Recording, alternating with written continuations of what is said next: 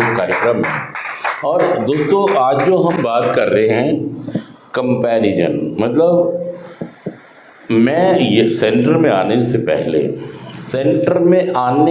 पहले जो मैं जीवन जी रहा था, मुझे रोज़ जुगाड़ करना होता था, जब भी तो नशा करूँगा, और रोज़ नशा भी करना होता था और रोज़ अपना काम भी। लेकिन ना तो मैं खुश था अपने आप से और ना ही मेरा, ना समाज, ना भगवान, ना कानून, कोई मेरे से खुश।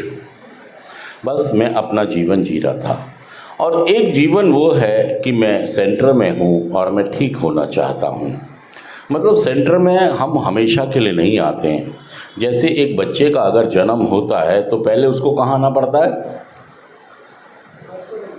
पहले माँ के पेट में आना पड़ता है।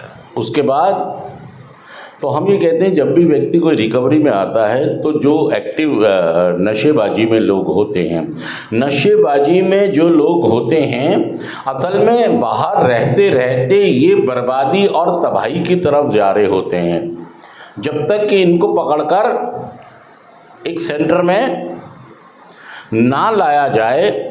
ऐसे बहुत ही कम केस मिलते हैं जो अपनी मर्जी से सेंटर या इलाज कराना, नहीं तो ज़्यादातर 99% ऐसे लोग हैं जो अपनी मर्जी से इलाज कराना नहीं चाहते।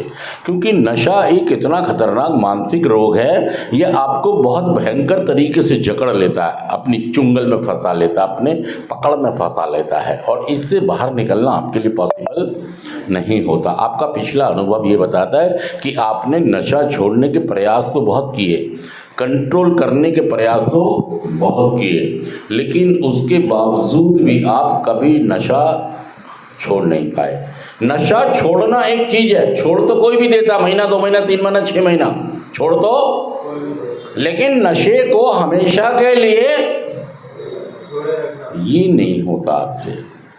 और जैसे ही आप दोबारा नशा करते हैं तो फिर दोबारा से आपकी ज़िंदगी में वही बर्बादियाँ, वही तबाहियाँ, वही जिल्लतें, वही रुसवाइयाँ, वही कमियाँ आने लगती हैं जो नशा करने से पहले जब आपने रिकवरी में आए थे, जब छोड़ा था, इसीलिए छोड़ा था कि बहुत सारी दिक्कतें आ गई थी, और जब दोबारा पकड़ा तो उससे ज़्यादा दिक्कतें आपके जीवन में आनी शुरू हो जाती। तो आज हम ये कंपैरिजन करना चाहते हैं कि एक जीवन तो वो है जब हम नशा कर रहे थे, और एक जीवन ये है कि हम यहाँ ट्रेनिंग के लिए आए हैं। सेंटर का मतलब है नशा मुक्त पूरे जीवन कैसे रहा जाए, इसकी एक ट्रेनिंग। सच कर मैं जुड़ कर रहा हूँ। सेंटर का मतलब ये नहीं है कि आपको बंद कर दिया गया है, समझें इस बात को आप। ये 2 लोगों की सहमति से, अगर हम एक ट्रेंगलर की बात करें तो एक ट्रेंगलर में 3 लोग होते हैं, आप, आपका परिवार और आपका काउंसलर रिहैब। ये आपके मतलब आपको यहाँ कोई किडनैप करके,